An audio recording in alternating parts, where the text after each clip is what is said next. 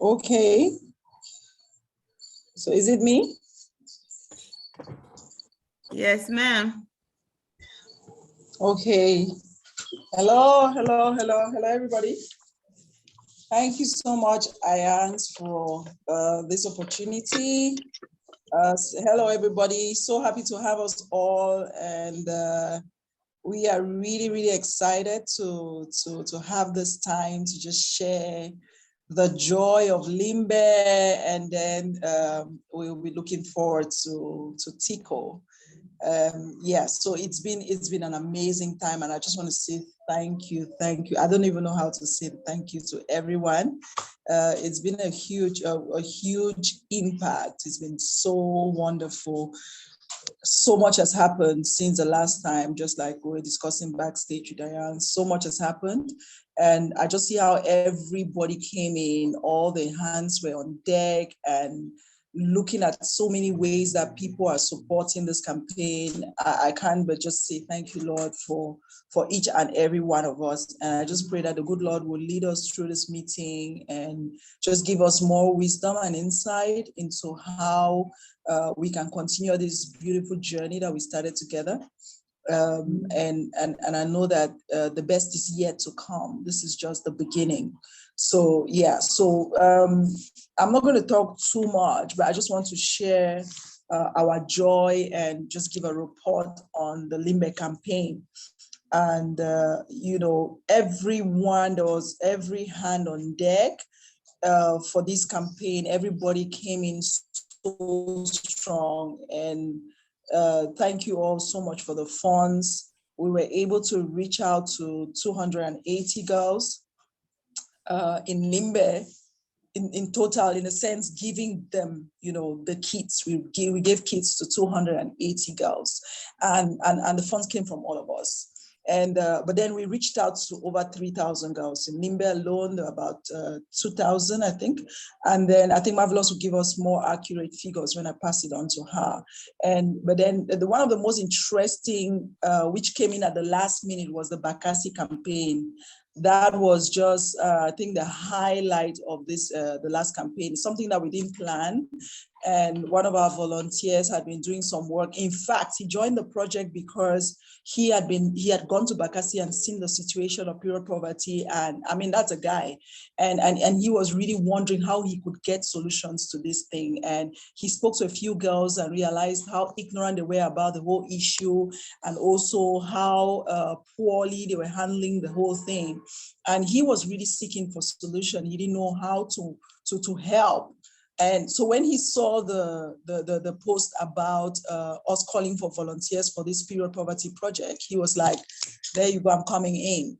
And, interestingly, we wanted just 10 volunteers, and he was so determined. When John came in, John was like, you know what, if they are choosing just 10 people, I must be among them. And so interestingly, he was one of those that were selected for the campaign, as volunteer. And he was so excited. His enthusiasm is actually contaminating. And, for a guy, he did so much, came up with poems and artistic ways by which we could communicate the message in the community, wrote so many dramas, and, just giving his all. And then he told us about his engagement to help the divisional officer for Bakassi to organize the International Women's Day. And so he said he was at the forefront of it. They had given him the opportunity to be the one to set the agenda for the day. And so he told us, and we said, okay, by then, we were almost through, but we managed to put together some kits for him to take to Bakassi. We gave they went with someone else. Very risky journey over the sea, and when they got there, they left early morning Saturday, got there Saturday evening, but then just slept. And the next morning they were in all the churches. They went to the Catholic Church, went to the Full Gospel Church, Apostolic Church, all the churches talking about menstruation. It was so amazing. Like he was telling us that the father was literally clapping on the pulpit and saying menstruation. So by the time this call is ended, I'm sure all of us will clap menstruation, because that's the way we engage communities. When we get there, everybody at first is like, what? So, that's part of taking away and demystifying the whole thing. And then, the grand event was at the grandstand when they had to celebrate Women's Day. And we have this also, another song that they composed. It was a tune, an anthem where we say woman, woman. And then some people are saying no to period poverty. And then other people are saying menstruation, menstruation. And they got the women to march, to do a march past with that song. Can you imagine?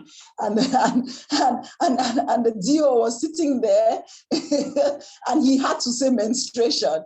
And it was very interesting because this is a community where people don't even talk about their period. Normally, you should not talk as a girl when you have your period, but here they are singing and marching menstruation, menstruation, menstruation. And apparently, I think they had lost some official or something. So the event was supposed to be a bit low key. They canceled every other activity, but they gave Royalty World and Mendem Foundation the opportunity to share what they had come to share.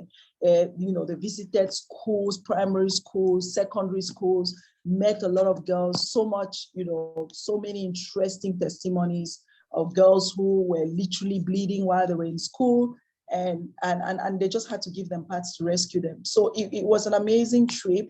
And on coming back, they told us that their names were Wicked Uncle and Wicked Auntie because they did not give everybody pads. Everybody, there were many more people who wanted, so they didn't have enough to give them. So they called them Wicked Auntie and Wicked Uncle. But it was really wonderful for some people using pads for the first time. And then, one of the principals of the school was very, very happy and wrote a letter to us, thanking us and asking us to come back, that there are many more people in the community that need that.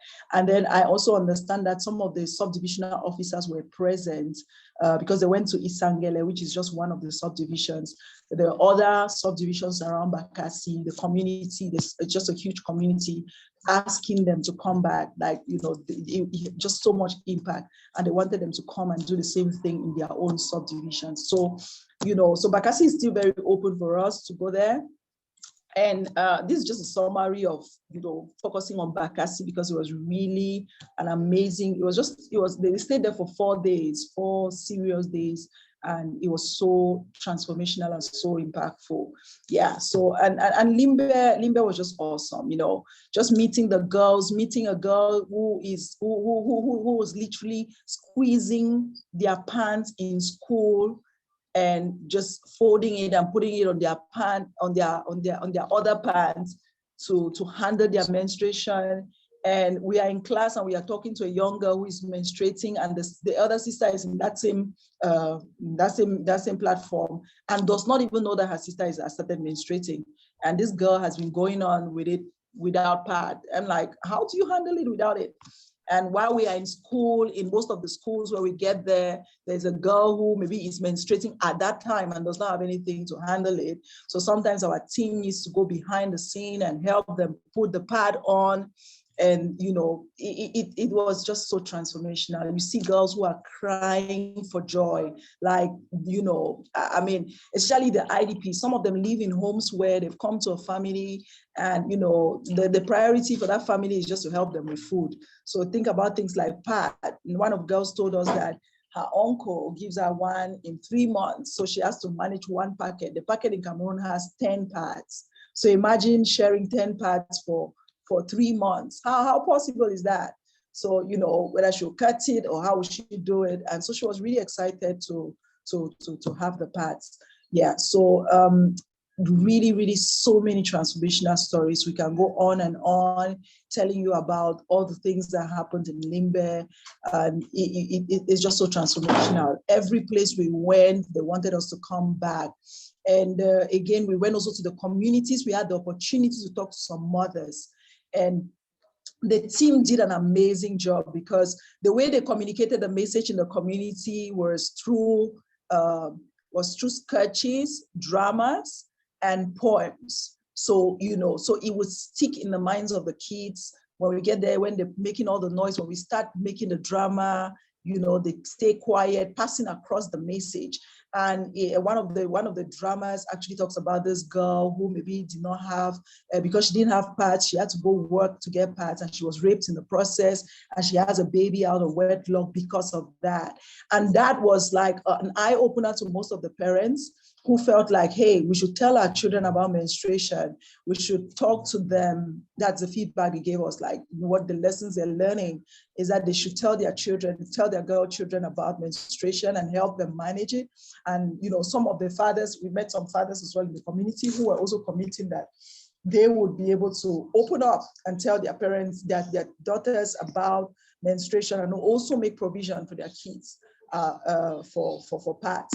So, even for those for whom maybe they were not that desperate in the sense, don't have the money, but the campaign just made them become more aware, and many people started looking at this as priority.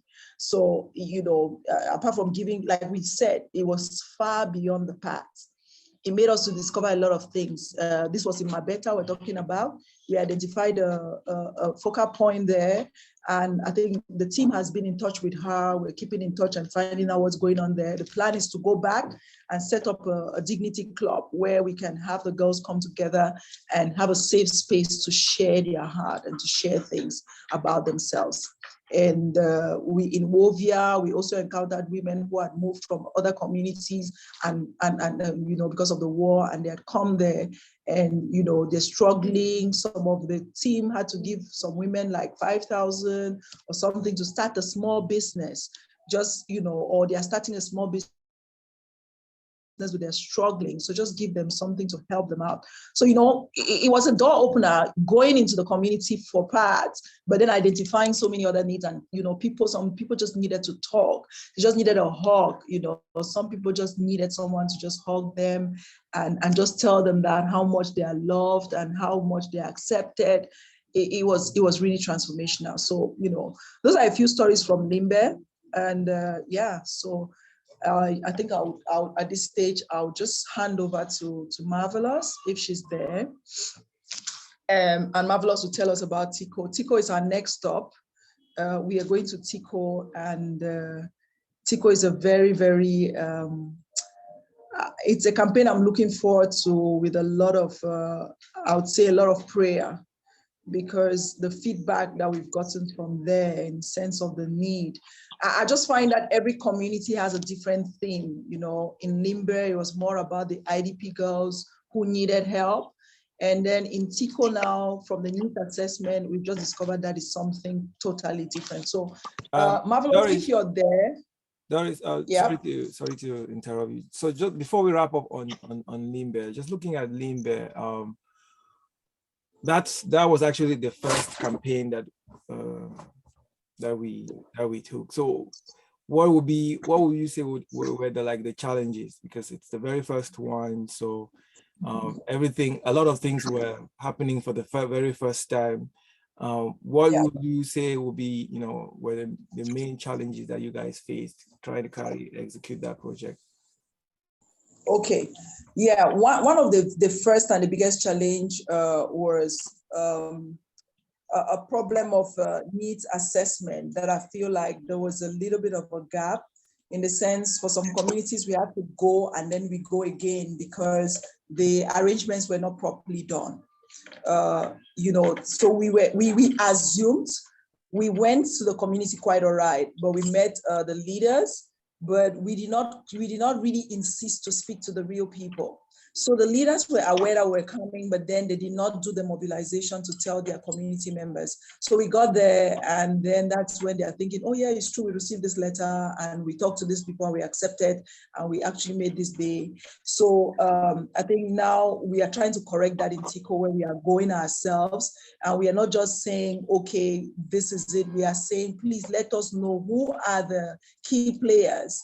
And we are talking with them, and we want to organize everything, the timing, the halls, which time is appropriate, which was also another issue for Limbe. We went to the community in the morning, and we realized that some of the girls were at school. And, so it was the wrong time to go to Mabeta, for instance, but it was a good opportunity. We met the mothers, which is something that maybe, without that, would have been the younger ones that would have come. So yeah, so those are some of the challenges. And then again, because I think that the more the number of pads that we can share in the community, the easier it is to handle it in terms of finances. Like, you know, the fixed costs, like transport costs, became very, very high because, you know, we were going into giving fewer pads.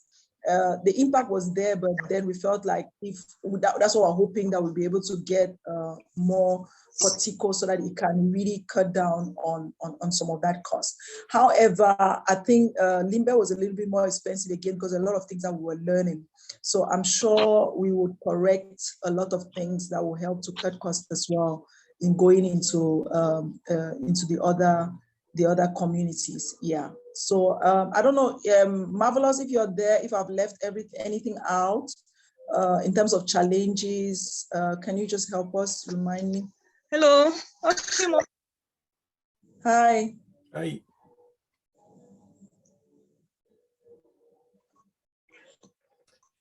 I think Marvelous is having some difficulties with her. Yes. So one of the other major challenge faced was the lack of time. Oh, are you getting me? Yeah. It's in and out. All right. Another major. Yeah, your network. Okay, maybe just type it on the. I think she was about to say. Another major challenge we faced was the lack of time. Yeah, lack of time. Because when we go to the community, let me say we'll go to schools, for example, our presentations to the girls. But then after that, we ensure to girls among the other girls to really have one-on-one. And this problem, the moment the girls want to really open up and tell us more things, it's time for us to kick off to our next group. And then also the time which the school allocates for us is never sufficient to really have this one-on-one touch with the girls sufficiently, because they want to talk to us, they want to share many things they are going through with us, but then time, that's one difficulty we face. And also the problem of sound. We need a sound system. Addressing the communities and the schools, most of the time the population is really much, and then our voice the same time. For example, in a school like GBTHS, we're given the opportunity to address the entire school. So that's a lot. It's a good opportunity to reach both the girls and the boys, the teachers as well. But now we have a problem of the sound system. Our voices may be as loud as they can be, but then if we have a good sound system, it's going to make our sessions more effective. So these are some of the difficulties we faced so far. These are the major difficulties we face when it comes to especially our contact with the kids. Yeah. Mommy has mentioned most of the others. Okay, thank you.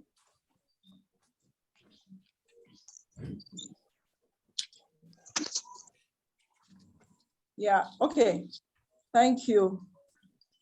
Yeah, and I think maybe before I really hand over to Marvelous to kick up with the Limbe again, I just want to say that we really appreciate other kinds of support that has come in from the ambassadors.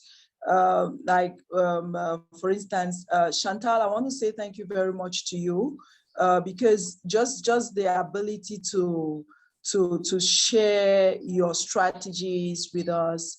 That particular strategy, I think I personally raised about 100,000 francs using your post. Yeah. Can you hear me? Hello. I think someone just joined. Please, can you just mute? You're welcome. Yes, I just joined. Yeah, so Maybe you just Okay. Yeah, so I was saying that. Welcome. Hello. You're very welcome. Okay. So I was just saying that there are other ways that people supported backstage, and it really helped us, like, talking to Helen as well about the Can you book. hear me, That was Doris? was amazing. And then, oh my God, Sonia has just been wonderful. Like, not been very long since we started talking with her, but my team can attest. We had an amazing self-love session with her because we shared the Tico Campaign challenge, and it was just Can you hear me? who is talking? I really don't know who is talking currently. Hello. I think it was. I'm the one talking. I think it was Chantal trying to ask if we could hear her. I think Chantal was trying to say something. Yeah. Okay, Shan. Okay, Shan, do you want to say something? No, I don't have anything to say. I just joined in, so I'm still waiting for more information. So in case I have any contribution to give, then I will. Okay. No. Can you guys hear me now? You're very faint, Chantal. You're like, it's not very clear what you're trying to say.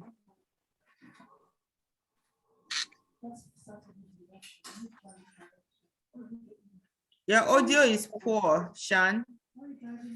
Can you guys hear me? That's a little better. Okay, just try again. Can you guys hear me? No, it's still breaking up. Maybe log off and then try to join again and see. Yeah. Okay. So I was saying about Sonia. We had an amazing session on Monday, which was really, really invaluable, because going into those communities and meeting those girls who are hurt and who share their painful stories with us, it's easy to come back home with that pain, and you carry the pain and get back home with it. And her just having that session with us, it just builds us up and equips us better to go and give love to the community. So thank you very much. Just saying that those are other ways that people are supporting this campaign. Yeah. Yeah, so I think we will definitely touch on that again. But just trying to look at the Limbe campaign to cover everything about the Limbe campaign. I think just like you mentioned, Doris, you guys had an amazing journey there with the experience and all. All of that was made possible by you guys with the donations that were able to come in. So we were able to donate $5,000 towards that, $5,000 towards that project.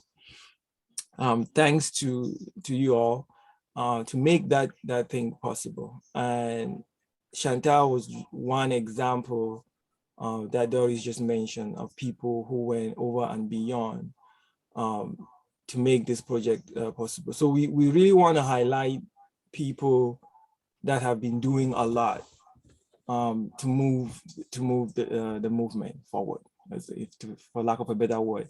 So Chantal was very instrumental in trying to help people craft messages or how to target your friends and your family members to raise funds.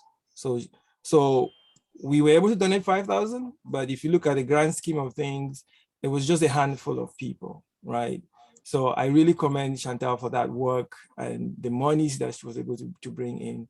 Ayanka did an amazing job. I mean, we're talking, these are people that were able to raise more than $1,000. So if you're looking at $5,000, you're pretty much looking at a few hands that went into it. And then we had donors, really big donors that came in and dropped some good money that was able to add up to what we had.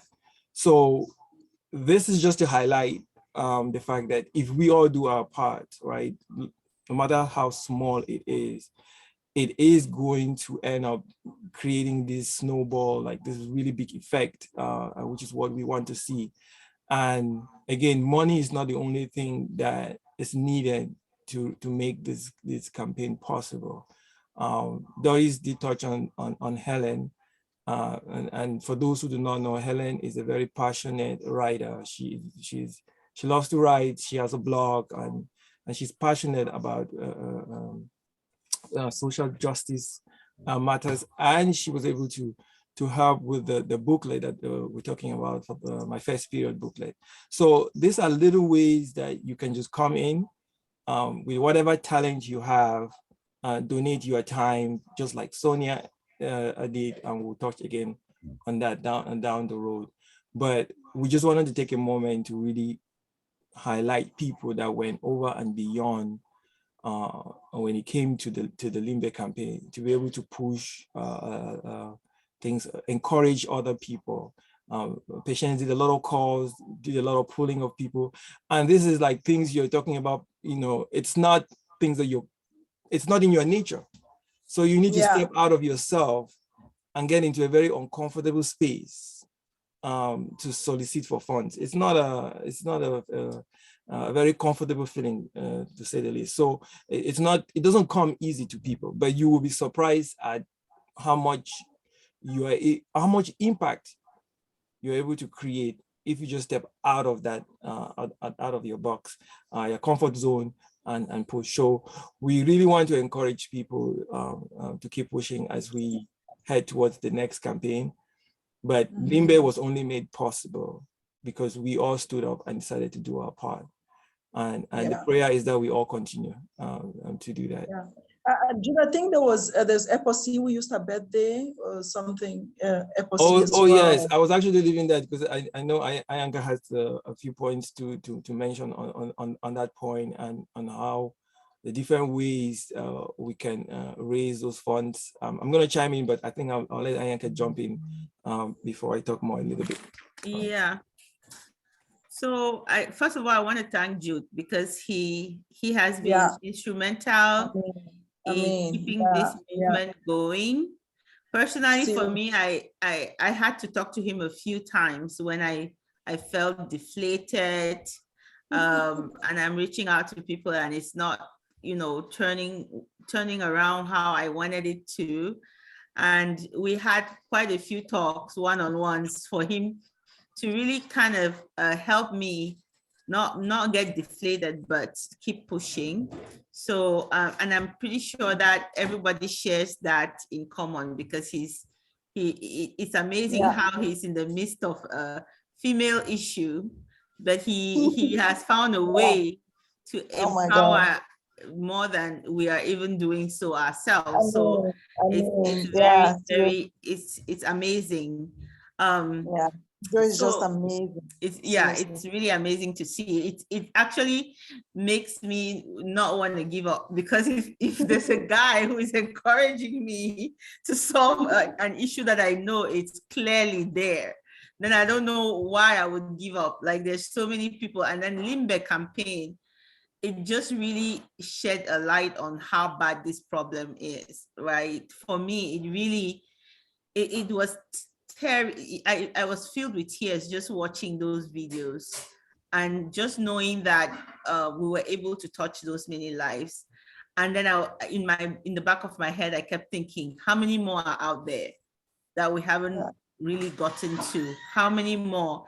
And it just makes you put in perspective how this is a movement. It's not a one-time fix. It's something that has to continue to go on.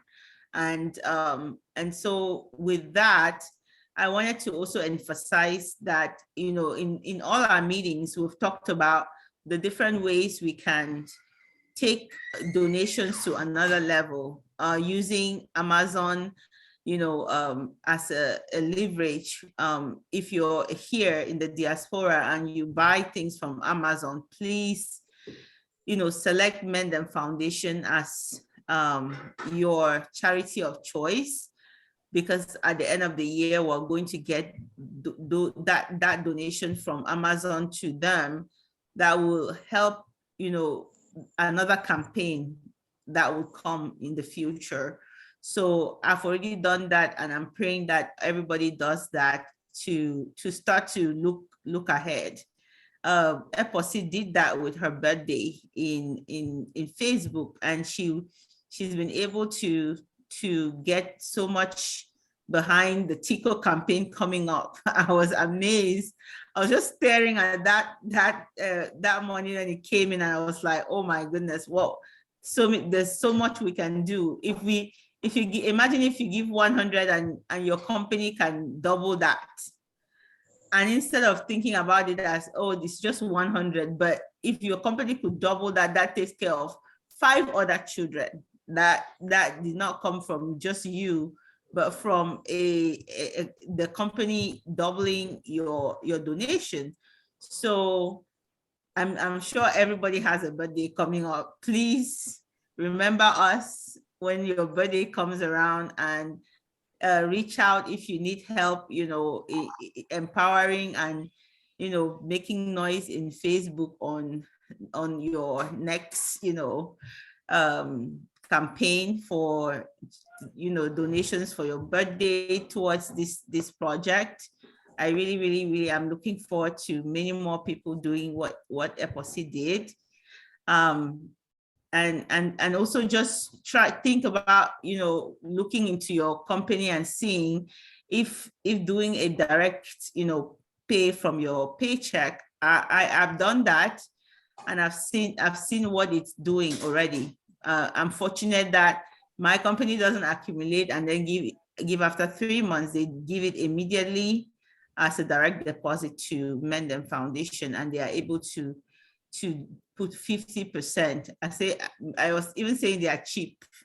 50%. There are so many companies out there that are doing 100% and doubling it, but it's something, right? It's more than what you're giving. So imagine if you put in $50 a month and they are receiving 75 instead of the 50, that's already big, right? So think about the other ways you can empower your space as an ambassador while trying to reach out to others. And there's so many other ways people will realize through the Limbe campaign that going through PayPal directly, it charges so much money.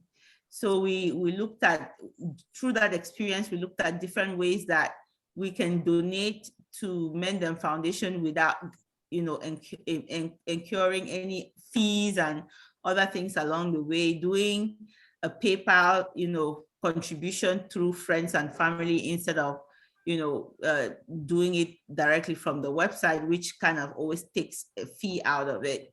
And we've tried to pivot based on those experiences we've had along the way. So, and doing Cash App, Zelle, is much better. We get, your full contribution and not have to, every penny counts. Imagine $1 you give to a company for the service is 500. I mean, like, I'm thinking about it in the bigger picture. Every little thing that we're giving away is somebody's part that we're giving away.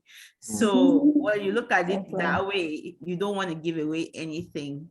And I'm looking forward to Tico Campaign, and I'm looking forward to many more ambassadors showing up and doing as much to push that movement forward. Thank you. And since we're just talking about the piece, I'm going for, I know Sonia has her hand up on. Sonia has her own hand up. Yeah. I just wanted to add, when it comes to the donation piece, that like Ayanka said, there's no amount that is small, right? And especially those in the diaspora, we want to take advantage of every means possible for the funds. If you work for a company that does matching, it's going to be money left on the table if you don't take advantage of that. So we are both signed up for direct payroll withdrawal. Not every company does that, but if your company does that, that's just an easy, more convenient way for you to do a donation. And what Epocy did was pretty big, because instead of it ending up being a $300 donation from her group, the Virtual Sisters, we ended up with 600. So that's a big boost towards the Tico campaign. I mean, you can go down the list of people. You have Franca, who once worked with Doris back home, right? They were in the same neighborhood, and she's here and she's doing her part also. My student. Yeah, she's be a student. And I think I touched on the big point. The birthdays are key. I just received a small donation from Chantal, and that was based on her birthday. That was a couple of days ago. I do recall during Patience's birthday, she donated money. So you can always use your birthdays and occasions, anniversaries, and all of those things to be able to raise funds. And then wherever you have an opportunity, talk about it. I had a Shesa meeting last week in Atlanta. It was the first in 2 years. Jeff actually had to drive all the way from Alabama here. And we went to that meeting, and it was all about us presenting Mendem Foundation and kind of works we do.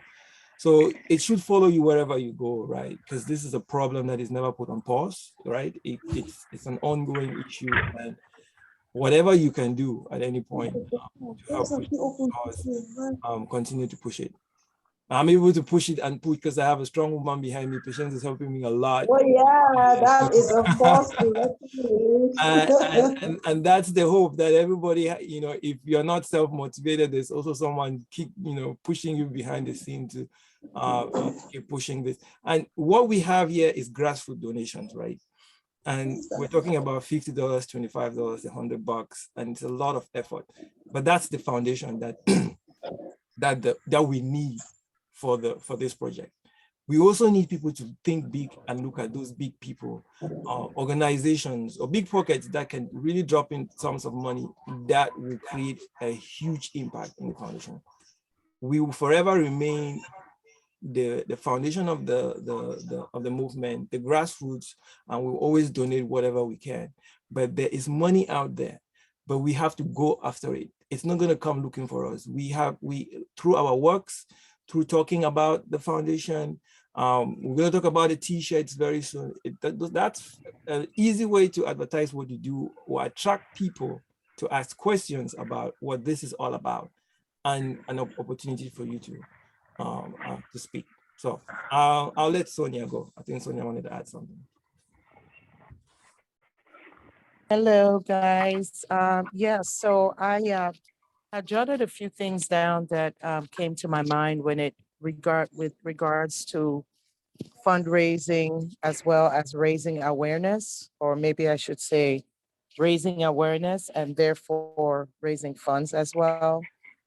So the first thing I think would be the infographics, which are like the flyers that you've made about upcoming campaigns, but having a link connected to the flyers, which people can click on to donate. So what I'm thinking the flyers could have that maybe it doesn't already have could be, and I spoke briefly about this a few weeks back, having like the statistics of the number of people that were reached with previous campaigns. So for example, if $1,000 was raised, it provided X number of pads, and X number of people actually received them. So that could be one infographic, because I know that there's some people who that makes more sense to, rather than just hearing about it, They can go, wow, okay, if I donated $25, then 3 people are going to be supplied, So that's one thing. Another infographic could have some specific areas of need, for instance, like maybe in Bakassi, 1 in, or maybe 3 out of 5 don't have this particular type of supply. It's something that can say, wow, there's really a need for this this campaign, there's really a need for this type of charity work. So people can see it's directly, what they're contributing is directly affecting, you know, a community. The second thing would be as far as money transfers. I know PayPal is expensive, but a lot of people in the diaspora use Momo, is it Momo money, to send money to their friends and family. And there's no fees, I mean, or very little fees. You know, they can just download the app and use that to send whatever they're wanting to send personal. Outside of Zelle and Cash App, I know that that's something that the money will be received in Cameroon, in Cameroon currency, as opposed to with PayPal, it has to be transferred or you know, the exchange rate really, plus their fees reduce what's available for the campaign. So those were a couple of things. And for the infographic, I wanted to say that that could have the cost of a packet of pads. You know, how much is, if someone is like the equivalent, saying US dollars, if somebody gave $25, if a pack is $5 equivalent, they can realize that just donating even $5 buys one pack for somebody, you know? So something like that visually, and with Mendem Foundation there, and then there's a link they can click on or send Momo money, blah, blah, blah. Stuff like that, that make it easy for people to act on what they've seen. And then when there's an upcoming campaign, all of us who are ambassadors and members could make it a point to post that on our WhatsApp status, because people see that, and that's something visual. I would do Facebook story. I posted this, the previous campaign on my Instagram and Facebook, and there's no way for me to know who donated because of that. But I certainly got lots of inquiries and comments about how commendable the whole effort was. So it's just all of us getting on board and making what we're doing more visual and more known, because there are many people who don't know that this campaign is ongoing. And then we make it easy for them to donate, contribute, support. And it's from just them seeing these graphics, seeing these little short videos. Even what Doris was presenting earlier about the Bakassi campaign, that right there, that whole little segment could be like a 2 or 3 minute little video that's part of a campaign. Like, this is what we did in Bakassi. This is how it went. This is how it impacted people. And we can share that. So those were just some ideas I wanted to share about awareness and campaigning. So that was it. Real quick, Ayang, I know you have to move on. Annette, can you please mute?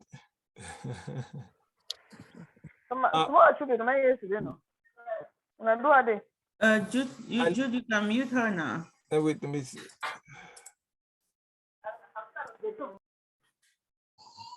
Okay, so just to touch on a little things, a few of the points that you made, Sonia. I know I just added you to the group, but a couple of them yesterday, a couple of those things have already been addressed. So we do have a dignity page that kind of lays out from the objectives to, you know, the vision and all of that about what we do, right down to stats as the number of people reached, the donations that have been raised, and we update that periodically.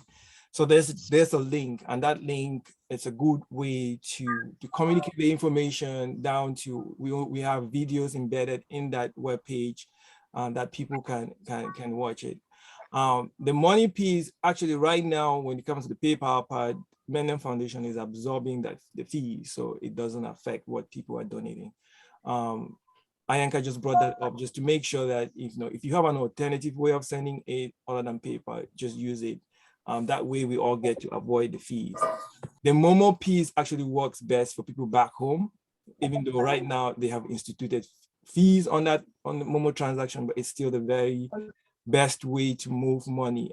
For those in the diaspora, it's not the best way, because it's especially when it comes to taxes, you're not credited for that amount, right? Because you're bypassing the system, and you can actually send from here directly into Momo. You're still gonna incur those fees.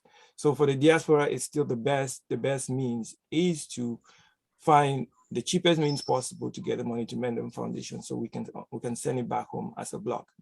And then we also, I think we do a pretty good job, can always do better in terms of putting out flyers and videos that people can use to communicate our messaging and what we are up to. And the group that you just joined yesterday, again, that's really our main medium of communication. So we do put out a lot of flyers. There's actually a video, a very short video that I think Mary Marvelous did about the people that came back from Bakassi. We did put out pictures of activities that went on in Bakassi. There are videos on what was done in Limbe, and there are more videos to come, even with the Tico campaign and all of that coming forward.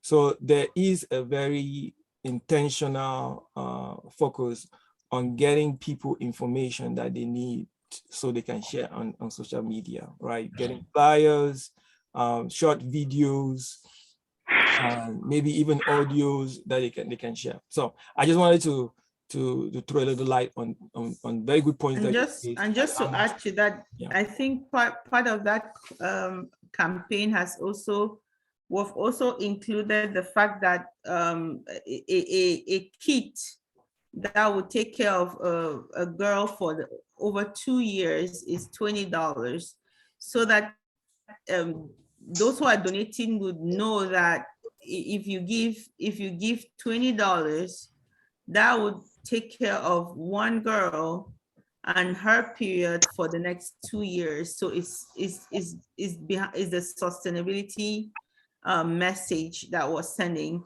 And so when you go to Mendem Foundation under Dignity Campaign, and you look at the numbers, you can correlate how many women have already been helped, and that translates to how much donation has been made so far.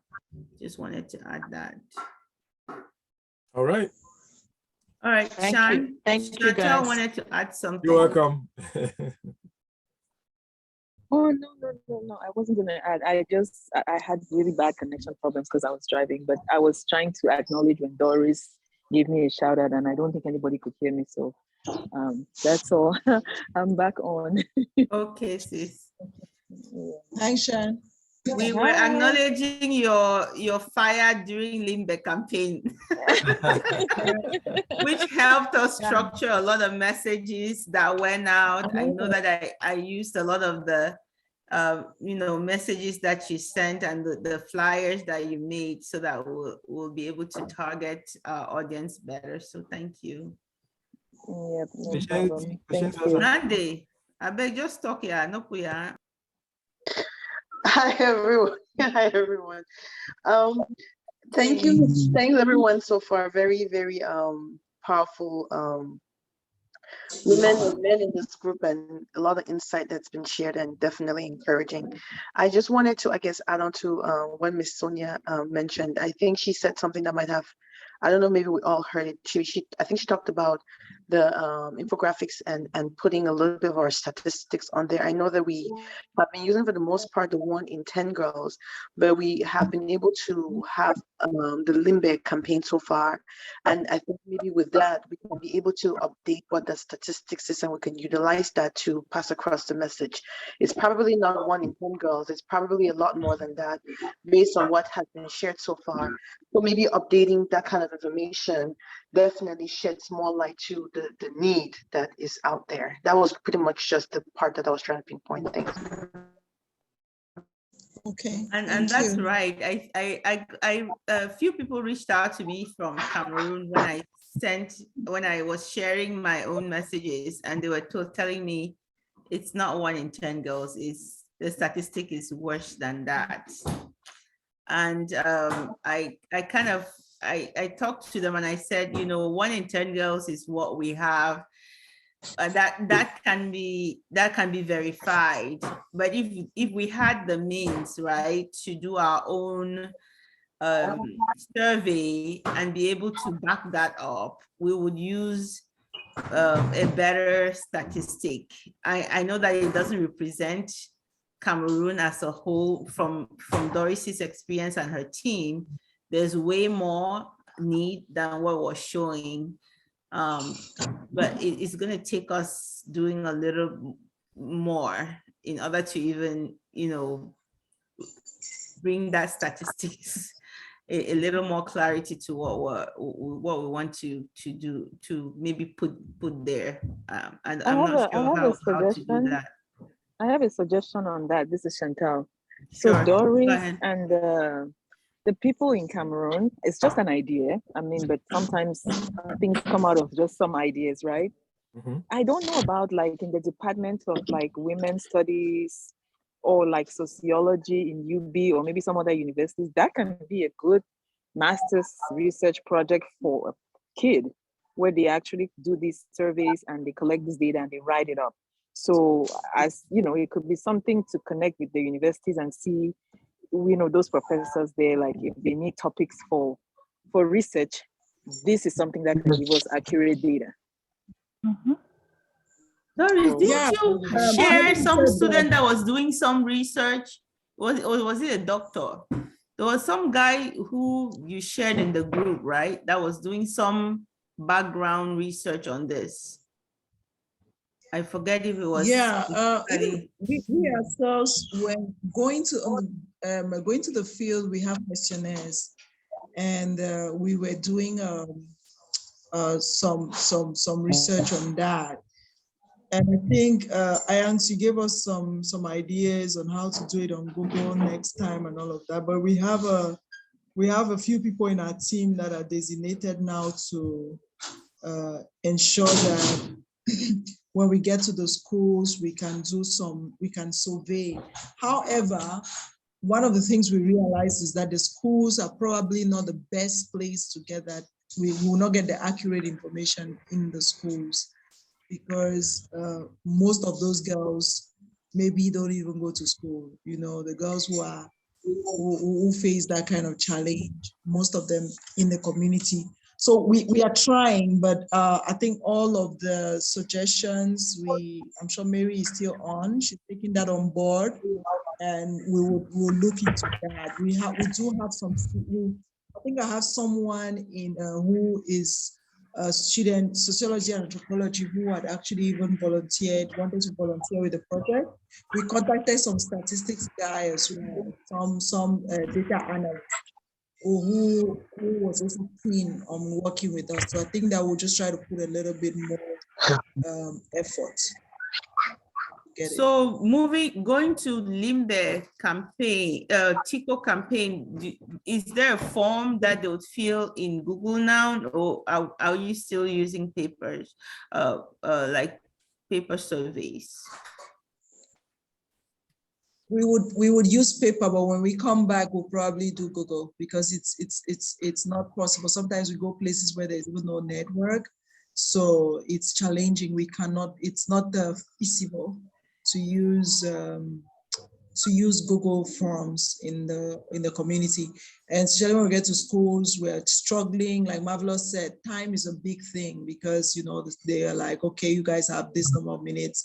So in that time, I want to be able to make sure that the message is passed across. We have time to chat one-on-one with the girls, and then make sure that we fill the forms. And the forms are really filling the forms on the ground has been what has helped us identify who are those. Because since we did not have enough, we really needed to find out who were those that really, really, really needed. So yeah. So when we get to the field, when the kids are filling that form, we pass around, and our volunteers know what to look for. And when they see that, then they pick it up, and then we can come back and do the Google.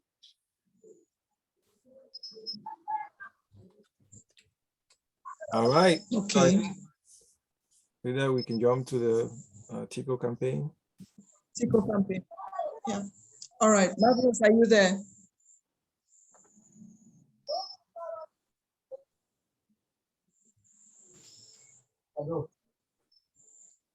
Hi, Marvelous. It looks like she stepped away. All right. So while we wait for Marvelous, let me just take this opportunity to talk about the. It looks like Marvelous is back. Hi. Hi, Marvelous. Hi.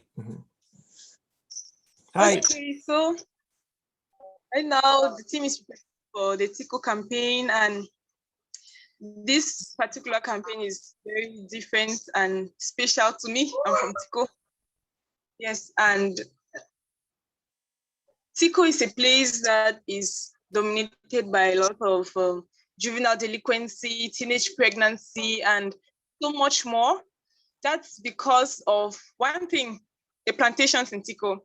So we have tried to coin a theme for the Tico campaign, challenging the plantation mentality, instilling vision, and igniting a sense of purpose in the girls of Tico. You know, the plantations in Tico have caused a lot.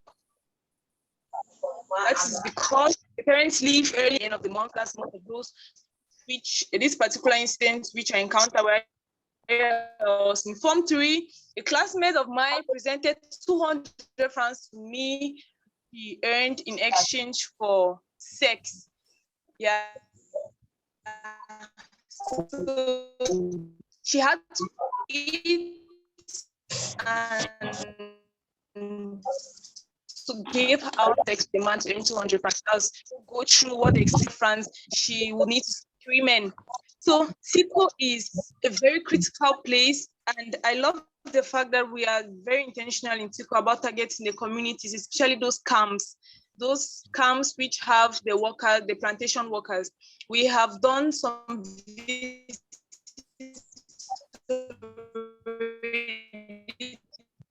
to some of these camps, and I must say, really meeting a situation, time you go there, the situation just really makes you get this fresh inspiration from a depth of pity and sorrow, respect to the kinds of things you see. So we visited Sone Camp and we visited Camp 7. Very horrible scenarios and very horrible situations.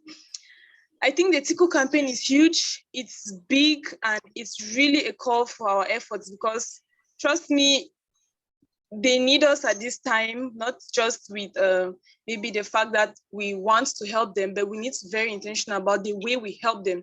And I'm also having some recommendations when it comes to the Tiko campaign on how we effectively reach out to the girls. Going to a community like Sone during our last needs assessment we just visited, these people can barely feed. Limbe is a place that is maybe dominated with IDPs who have left other towns because Limbe was relatively peaceful compared to other areas in the southwest. So in the course of the crisis, people fled with their families to Limbe. It's not that bad because they can manage. Yeah, but then Tiko, especially in these camps, they really do not have, and that the coming of the crisis also made the guys, that is most of the perpetrators of the crisis, attack a lot of the plantation workers. And so what have they been feeding on? There have been series of strikes and protests by some of the CDC workers when it comes to payments. And it just makes me really wonder how they survive. I would like to continue based on our last visit, the people who can barely feed. I imagine us, meeting a very, very, very hungry crowd of women and girls and then telling them about pure poverty and so on and so forth. I don't know if there's going to be a possibility. What do we think about considering maybe visiting Tiko, especially more often to get proper needs assessment, and then if possible, do some provisions for something we can give to them, maybe even a bag of rice. I believe we can give each and every one of them at least a cup of rice. They will pay more attention and value what we have to tell them, because the women I saw and the state at which I met those people, I cannot imagine them talking to them about periods and dignity. They will barely give us listening ear because they will stand with hungry stomachs and then, you know, their reality just placed in front of them. And there are a lot of things we need to consider, but this is one proposal I'm giving respect to the Tico campaign. We have a lot that we want to give out. We are really thrilled. The team is ready. We want to impact Tico. We want to penetrate Tico so powerfully. And we are really hoping that the Dignity Ambassadors together, we shall put in our efforts to ensure that we have the necessary resources to ensure that this fire we bear within is really going to transfer to those girls and then help better their lives. And it's most importantly, improve their sanitary conditions and then hygiene, and provide them with pads, and then impact them in various spheres that we believe they need or that is necessary for their transformation. Thank you. Wow, thank you. Thank you, Mary Marvelous. And I know you guys, many you couldn't see her face, but you can definitely feel her enthusiasm, her passion, and anyone that has seen videos or pictures, you can easily make out who she is in those images. And that was a very compelling a report right there. It's definitely a very sad one, and the hope is that we all take it. And you know, when you think about that discomfort of having to ask someone to donate to a cause, just flip it the other way around and think about the kids in those camps, the people that can afford food, and yet they have this additional thing that they need to take care of. And it's a very good suggestion you have, Mary Marvelous. If you're going to talk to a crowd of people and there are hungry set of people, what better way to get their attention than to fill the stomach, right? Or give them something that shows that you care beyond just the period poverty project that we're doing. But it definitely underscores the problem, right? If you can't take care of your stomach, definitely there's no room or money to take care of the periods. And it's just, I'm hoping that this is just to give us that boost that we need, right? To say, let's keep pushing. We need to raise those funds. One of the things we've learned in this campaign is the breaking the taboo, or just dishing out the information, is very, very, very important, right? If at all nothing else works, that's a big and major achievement that we're having, that there's that educational piece that is going out. But then we need that money to be able to complete the project. Yeah.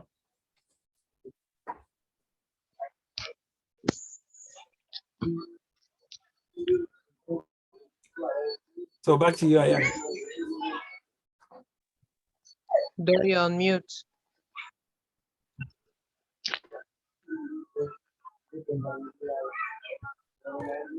So I think we've covered all the topics that we had on the agenda, and I'll just open it up to anyone who wants to say something. Has anything. Sorry, before the shirts. Yeah, before we jump to that, so okay, so Judy's wearing a shirt that is a period poverty shirt that we literally just got during the last day, and his color is a blue. There's two other colors. There's a purple and a pink. And so it's for those in the diaspora, it's $45. I am in Atlanta this weekend, and I can bring some shirts to those in Texas without shipping and handling. So if you want to order your own shirt, I would be happy to take some orders. So these are the different ones. So we'll have the pink and the purple I think the blue will most often go for the guys. And again, this is just one way of spreading the word, right? There's no easier way than just wearing this and have someone ask you what this is all about, and to give you that opportunity. And on both, so you can see from the shirt, we have one side talking about our Dignity Ambassador group and Bendham Foundation. So they're all on the same t-shirt. So this is definitely female design for this one. Do you have one for the kids? Because I really want to give one to my daughter. She's actually planning to, because they've been doing something in her class. She's in 3rd grade, and they've been doing a weekly news articles, and she's writing a column every week. And so she's dedicating next week to period poverty for her class.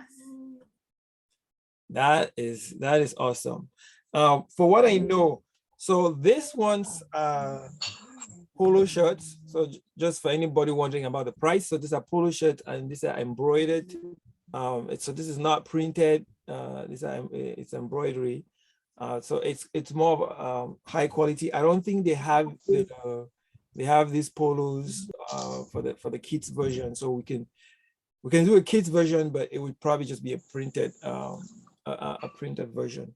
And for that $45, that's also going to cover your shipping and handling fee for those. So then we encourage everybody to have it. So the dream will be next time we're having a meeting like this and everyone is wearing their t-shirts. I think it will be a good look. And for those who order, please do send pictures so we can make something out of that. You know, it's all about it's really less of fundraising because there's really not much money we can make out of this. But it's a lot more about awareness, right? I wear my t-shirts everywhere I go, so people know, and I get a lot of questions. So it's an easy way to start a conversation without having to be the one to look for a way of getting that conversation going. But I think it's just one major way of identifying with the cause. If everybody can grab a t-shirt, or if you feel like you can donate the t-shirt, so we can even send more of them back home, and because we have volunteers back home that are doing the work for us, so they too can have those t-shirts. So that's that about t-shirts. Yeah.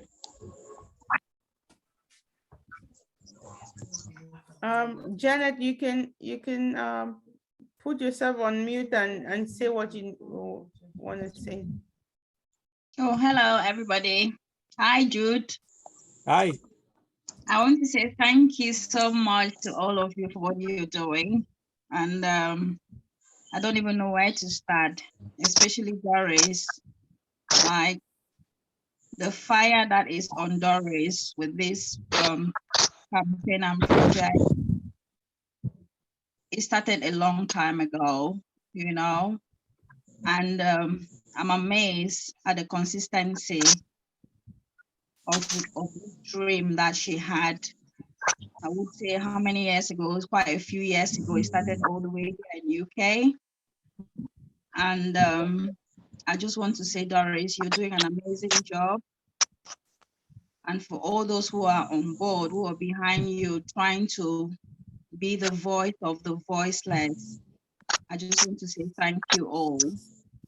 Some of us might not be fully with this project at the moment, but we're behind the scene, we're praying that this movement is going to be huge, because the ignorance about periods, especially in our community back home, even here in this country, there are children even in the diaspora that don't even have their basic need, let alone, you know, talking about, you know, catering for their period. So it is a huge movement. I just want to use this opportunity to say thank you all for what you're doing. And especially to Jude, being the only man I've always seen in it at this point in time. I just want to say thank you. You're doing an amazing job, and just keep it going. And I believe that if this project, this movement is still going today, it's because of the consistency that Doris placed in this. And we're seeing the result now. It's not only limited to Cameroon, it's going global.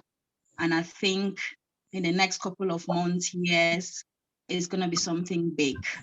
And those children in those interior part of the country, this project is gonna bless them massively. So I just want to say thank you all for what you're doing. And as I said, we're not fully, I'm saying this to myself because I don't think I'm fully on board with this, but I'm joining. I'm right behind you. I'm praying and keep the good work going. I'll probably like to have my own t-shirt, Jude, so I might have to contact you after this so you can post two for myself and my daughter as well. And yeah, so thank you all again, and that's all what I just wanted to say. Thank you, and I Thank you, Jay. I would just say real quick, I'm just the face, right? There are so many guys that are holding, supporting. And Dr. Jeff is on the line. Dr. Jeff. Dr. Jeffrey is always in the background. He's very quiet. But that's another fireman. Yeah, that is the one who speaks little but does a lot. He's not only a major donor to all our projects, he's also the president of Mendem Foundation, and he does a lot of, he is in charge of projects. So apart from just being the president or being a major donor, he does a lot of the heavy lifting. But he's always the quiet one behind the scenes, and his wife. So they are very, very on board, and part of why we exist and push forward with this, it's because of people like Jeff in his role as president and his commitment. You also have the vice president of Mendem Foundation, Chris, and the executive board, and those that donate on a constant basis. Because as you know, Mendem Foundation is involved in many other projects apart from just the period poverty project. We are actually involved with other projects with Doris other than this project. And you have people here that have that do monthly donations towards the foundation and its other causes, as well as this one. And it's all because of those people that we exist, and so I'm just the face of it. Keep being the face. Speaking on behalf of all those people, and that just gave me an idea, not an idea, but just reminded me again, for when you talk about donations, especially those in the diaspora, people look for convenient ways to donate. If you want to get on a monthly donation process and you don't know how to set it up, or you think you will forget, or matter of convenience, of course you can always let me know if you need like a cash app request sent to you on a monthly basis. That can be done. We do have a couple of Dignity ambassadors or Mendem sponsors that requested that, and it's working well for them. If that works for you, we are more than happy to set it up on the one. Yeah, no problem. Yeah, we'll explore that. Thank you. You're welcome.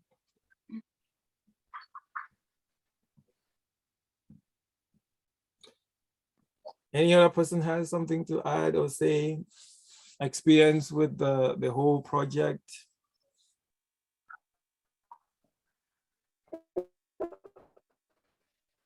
I agree, Dr. Jeff. He's doing an excellent job being the face.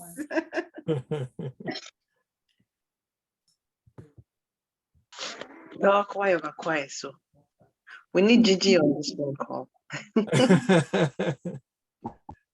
And I think, as Mary Marvelous just mentioned, right, there is a video that's going to come out, and it's based on the research and the work that they have been doing, going down into Tiko and getting the stories out of it, and it has actually brought up ideas on these videos. And again, these are just little productions that we do, not only to educate or inform you, the ambassadors, but the hope is that you will take it into all the different circles that you are involved in, and it will help you to be able to raise those funds. We want all the grassroots donations that we can get, but we are also hoping that we can get those huge anchors, right? That can bring us some really good cash flow. Because if we're talking about getting into the tens of thousands of dollars, right, we need to tap into those corporate donations, tap into those big guys that can help us.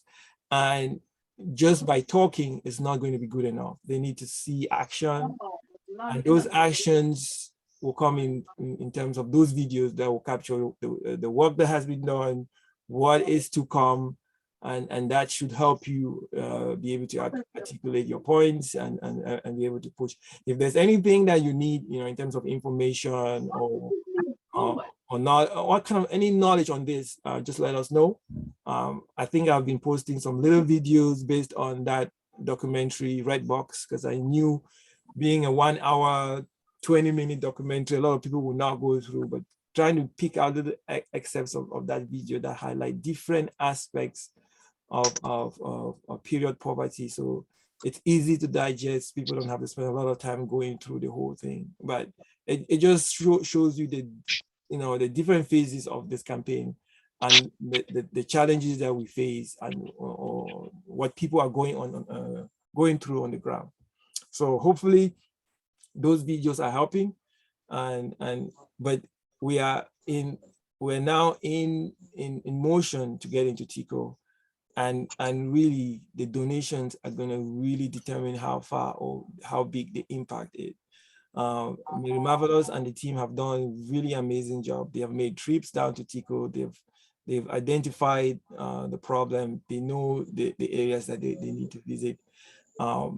We just need to do our part and help raise that fund, those funds that they need to be able to execute the project. So that is really the call right now, as we continue to equip ourselves with the knowledge, continue to share our experiences, that we will not relent. We'll continue to push because we have more and more projects coming down the pipe.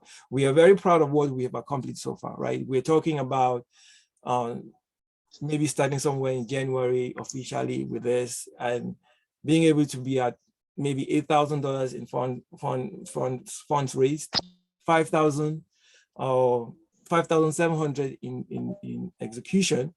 And so in Tico, we are looking about, we're sitting on about $2,600. That is just not, it's really an amazing job, but it's not enough based on the power that we think we have together. I think we can do a lot better.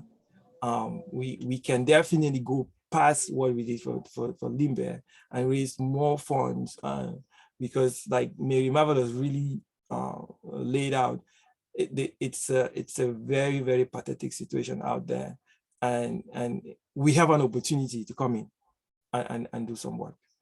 So that's the appeal. Let's keep pushing and let's raise funds. Thanks. Thank you. I think that gets us to a close. That was a good closing remarks for this meeting. And please use the forum as best as you can and leverage it for getting the motivation that you need, getting whatever you need to get the word out there. And I'm looking forward to talking to everyone again next time. Thank you. Thank you, Ayanka. Thank you, everybody. And thank you. Thank you, everyone. Bye. Thanks, guys. Bye-bye. Bye. Have a good weekend. You too. Bye-bye. Thank you. Good weekend. Bye.